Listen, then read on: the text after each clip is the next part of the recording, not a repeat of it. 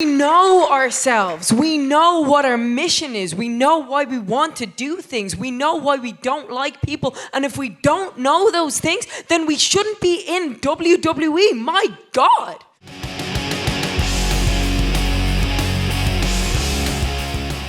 What's both your relationships like with Vince McMahon? And how involved is he creatively? Because I think fans are very quick to, widely sort of blame Vince if they're not happy with something they see in the product on TV. How involved is he day to day on the creative side? And also, if you could sort of run creative for a bit, are there any changes you'd make? What would you do with the product? You want to take this one, champ? I don't know. God, being part of creative is so hard, right? And we all have opinions, and God, being a wrestling fan's hard, right? Because we all have opinions, and we want to see things a certain way.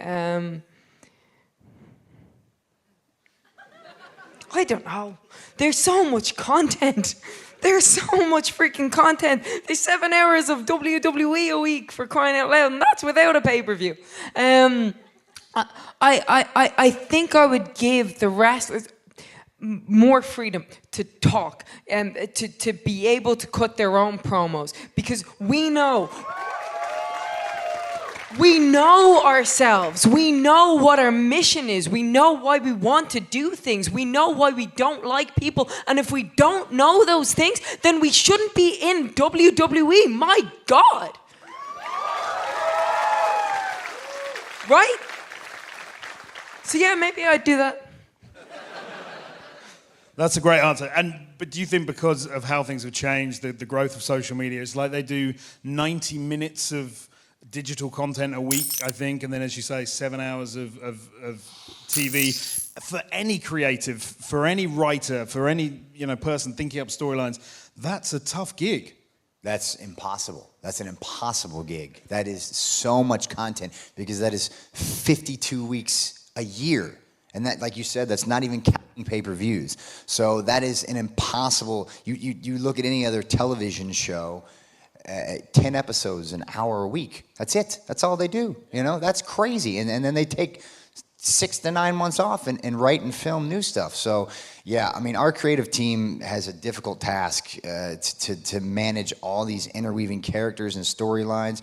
And then, we're the only real entertainment product that gets direct feedback from our audience. And then that plays into what happens the next week. Right? And so it has to be immediate because of the response you guys give us. And with social media, there's so much less patience than there was, way back in the day, because everybody's got an opinion and everybody now has a forum to express that opinion in some collective manner.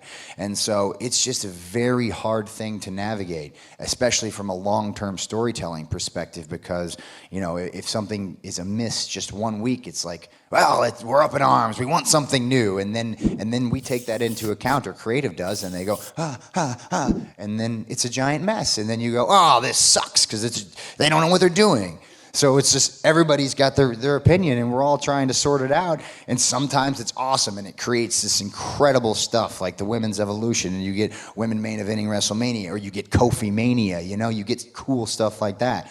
And then sometimes it's a debacle, and you get Dana Brooke and Batista on Twitter, Where did that come from? Dude. I mean, honestly. So who knows? It's just a mess. And so I don't know what the answer is. There's so much content. Do we do less content? Is that even possible? Is more freedom a good thing? Do we let people sink and swim and get them out? I don't know. It's a mystery to all of us, I think, and we've all got some sort of opinion, but who knows what the answer is?